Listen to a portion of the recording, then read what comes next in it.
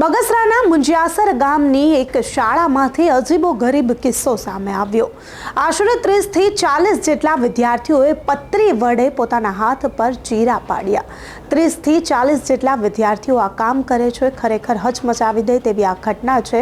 ઘટના પ્રકાશમાં આવે છે। વાલીઓ શાળા પર અને શિક્ષકો પર રોષ ઠાલવે છે અને આક્ષેપ કરતા કહે છે કે આ ઘટનાની જાણ પૂલ ત્યાંના જે શિક્ષકો છે તેમને હતી, છતાં અમને જાણ ન કરવા માટે અમારા વિદ્યાર્થીઓને કહેવામાં આવ્યું। પહેલા તો વાલીઓને સાંભળી લઈએ કે તેમણે શિક્ષક અને ત્યાંની જે શાળા છે તેના પર મોટા આક્ષેપો કરતા શું કહ્યું। બરાબર, અમને બાળકોની જાણ થતા કે હાથના ભાગે બ્લેડ વડે જે કાપા મારેલા છે, બરાબર, એનું કારણ શું હોઈ શકે એ બનાવમાં 2-3 વાલીના ફોન પણ આવેલા, રૂબરૂ મળેલા કે એકબીજાએ પૂછેલું કે ભાઈ તમારા બાળકને આવું કંઈ નિશાન છે બ્લેડથી કાપા મારેલા। એના વિશે અમને બધાને જાણ થતાં અમે શિક્ષકને રજૂઆત કરી।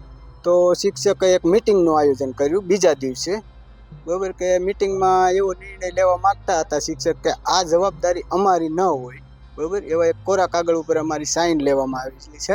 એટલે મેં જો કે નથી કરી, બરાબર, 2 થી 3 બૈરા લોકોએ કરેલી છે સાઇન કે આની જવાબદારી અમારી ન હોય, વાલીની જવાબદારી રહે એવી અમારી પાસેથી સાઇન લીધેલી છે, બરાબર।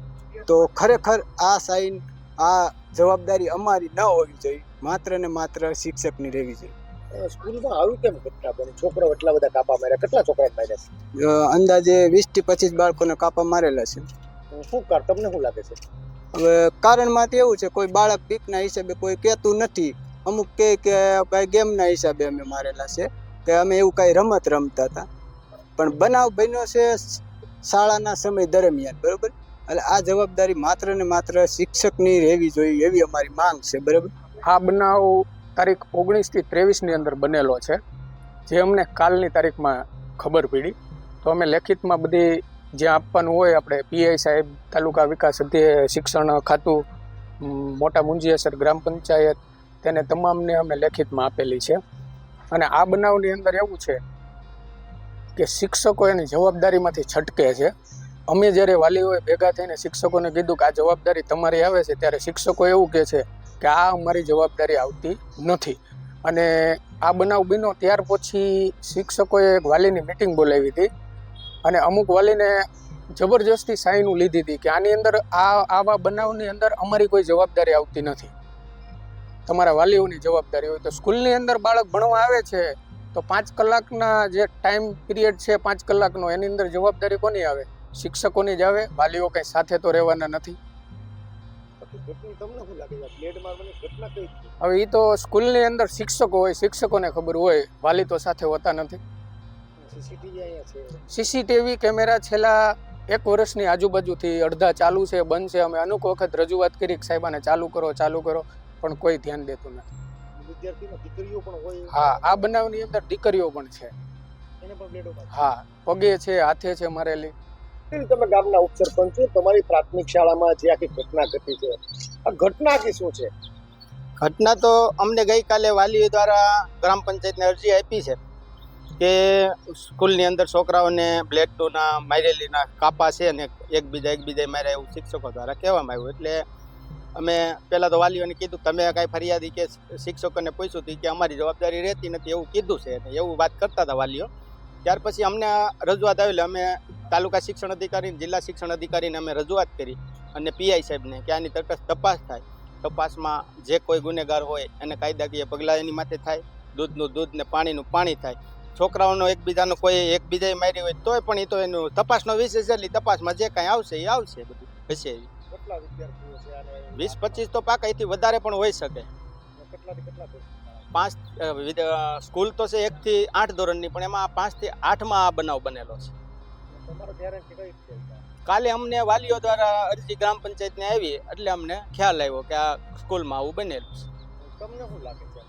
મોબાઈલના વળતરને કારણે? એ તો આખો તપાસનો વિષય છે, તપાસમાં જે કોઈ આવે તે તપાસનો વિષય છે, એમાં આપણે કોઈ માટે આક્ષેપ ખોટી રીતે ન કરવા જોઈએ। તમે પ્રિન્સિપાલને મળ્યા હતા કે? નહીં, હજી હું નથી મળ્યો, અને પ્રિન્સિપાલને અમે મળવા પણ નથી। આને અગાઉ પણ આવું થોડું ઘણું હતું, ત્યારે અમે પ્રિન્સિપાલને મળવા ગયા હતા, ત્યારે પ્રિન્સિપાલે પણ અમને એવું જ કીધું હતું કે તમે અમને ધમકી મારો છો ને એવી એની ઉપર ફરિયાદો પણ કરેલી હતી। એટલે અમે સ્કૂલમાં રસ લેવા માગતા જ નથી એ બાબતમાં, કે કોઈ મુદ્દા બાબતની અંદર એ બાબતમાં, પણ જે કાંઈ છે આ મેટરની અંદર એ પાકું દૂધ ને પાણીનું પાણી થવું જોઈએ. તપાસ પૂર્ણ ત્યાં ખ્યાલ આવી જાય.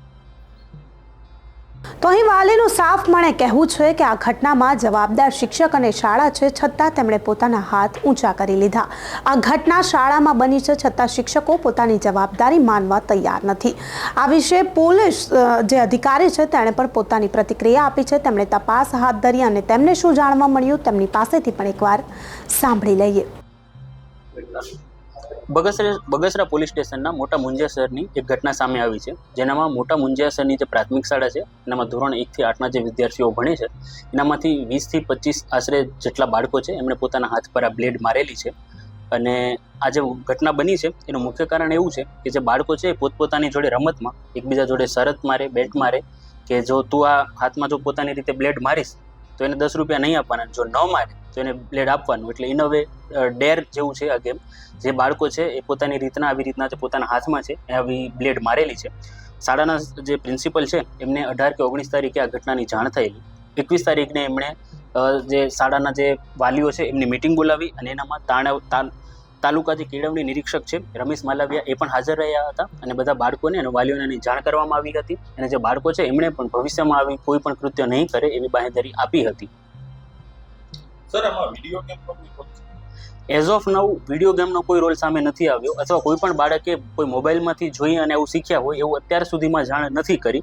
પણ આ જે છે એમણે બધાને સાંભળી અને ક્યાંકથી કર્યું હોય એવું લાગે છે. પણ એઝ ઓફ નાઉ વિડીયો ગેમનો અથવા મોબાઈલનો આનામાં કોઈ રોલ સામે આવ્યો નથી.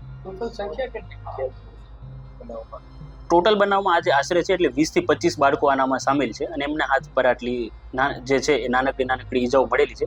આ ઘટના એવી રીતના બની છે કે જે બાળકો છે એ પોતાનું જે પેન્સિલનું જે શાર્પનર હોય એની બ્લેડ છે એ સમહાવ કાઢી લેતા હતા. એટલે આ જે છે એ માર્કેટમાંથી પરચેસ કરેલી બ્લેડ હોય એ બ્લેડ દ્વારા નથી થયેલું, પણ શાર્પનરની જે બ્લેડ હોય એના દ્વારા એમણે કાઢી અને એના દ્વારા પોતાના હાથ પર આવી રીતના માર્યું છે. એનાથી આ ઘટના બની છે. શિક્ષકો અથવા શાળા દ્વારા છુપાઈ હોય વાત એવું કોઈ લાગે? ના, એવી કોઈ જાણમાં નથી આવી, કેમ કે 18 અને 19 તારીખના જ્યારે પ્રિન્સિપલ છે એમને આ ઘટનાની જાણ થયેલી. 21 તારીખે એમણે વાલીઓની તાલુકા કેળવણી નિરીક્ષકની સાથે મિટિંગ બોલાવી હતી, બાળકોને પણ જાણ કરી હતી અને જે વાલીઓ છે એમને પણ આ બાબતની જાણ કરી હતી. કયા વિદ્યાર્થી હતા જેને આવી પ્રેરણા આપી 10 રૂપિયા? એ જે મોટા વિદ્યાર્થીઓ છે એ હતા. આનામાં કોઈનું ઇન્ડિવિજ્યુઅલનું નામ લેવું એ કોઈ યોગ્ય નથી આ બાબતમાં. અચ્છા સર, આવી ઘટના પહેલી વાર જ બની છે? આ પ્રકારની કોઈ ગેમો રમાયેલી અહીંયા ભૂતકાળમાં આવી કોઈ ગેમ રમાયેલી હોય એવું સામે નથી આવ્યું, પણ અમે બીજી કોઈ ચેક કરી રહ્યા છીએ કે બીજી કોઈ આવી ગેમ હોય સ્કૂલમાં. હજી સુધીમાં ધ્યાનમાં નથી આવી, પણ અમે બીજી જગ્યાઓ પર ચેક કરી રહ્યા છીએ. જો આવું કાંઈ પણ આવશે તો તમને જાણ કરવામાં આવશે.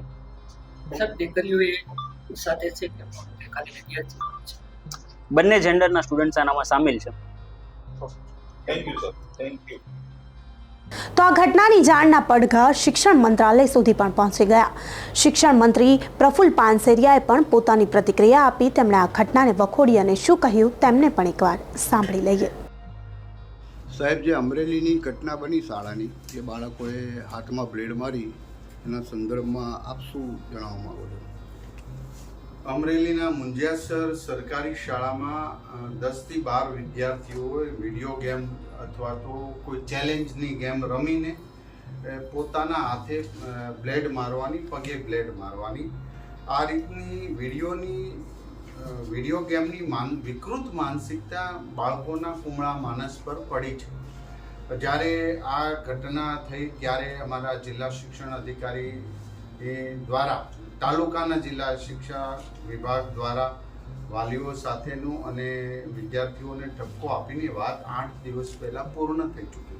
પરંતુ આ એક સામાન્ય ઘટના જ છે, કોઈને નુકસાન નથી, પરંતુ સામાન્ય આમ ન ગણી શકીએ, કારણ કે આવનારા સમયમાં આવી ચેલેન્જની ગેમો રમે તો વિદ્યાર્થીઓ અને બાળકની અંદર વિકૃતતા આવી શકે અને આવી રહી છે.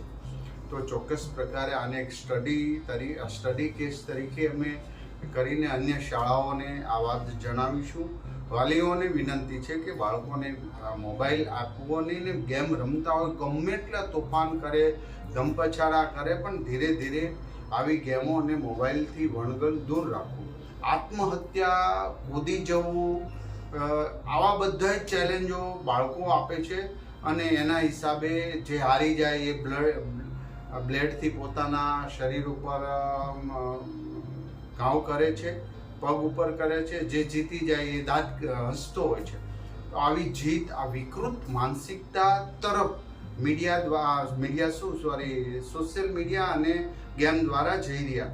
તો મારી વિનંતી છે કે આ કેસમાં તો અમને મીડિયા દ્વારા પણ જાણ થઈ છે અને મેં અત્યારે ફરી વખત તપાસ કરી અને સ્ટડી રિપોર્ટ કરી આ બધી શાળાઓમાં અમે મોકલશું, જેથી કરીને અન્ય શાળાઓમાં પણ આવી ઘટના ન ઘટે.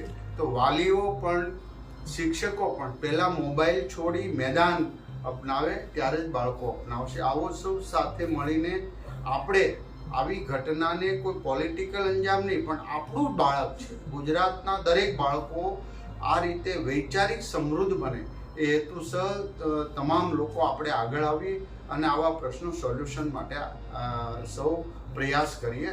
એવું એ રીતે જે મને જાણવા મળી એ તમામ હકીકતો પાછી હું મીડિયા સમક્ષ આપીશ. તો હડકંપ મચાવતી આ ઘટનાથી શિક્ષણ તંત્ર પણ દોડતું થયું છે. પોતાની પ્રતિક્રિયા પણ આપી છે. આ ઘટના ખરેખર હૃદય કંપાવી દે તેવી આ ઘટના છે. આ બાળકો ગેમની લાલચમાં આવીને માત્ર 10 રૂપિયા માટે પોતાના હાથ પર આ રીતે ચેકા પાડે તે કેટલું યોગ્ય કહેવાય. શિક્ષકો પણ પોતાની જવાબદારીમાંથી જાણે હાથ ખંખેરી રહ્યા હોય તેવું કંઈક ને કંઈક લાગ્યું. પ્રફુલ્લ પાનસેરિયાએ પણ આ ઘટનાને વખોડી. તમારું શું માનવું છે આ ઘટનાને લઈને? તમે શું વિચારો છો? અમને કમેન્ટ કરી ચોક્કસથી જણાવજો. તથા અમારી ચેનલ નિર્ભય ન્યૂઝને લાઇક, શેર અને સબસ્ક્રાઇબ કરવાનું ભૂલશો નહીં. આભાર.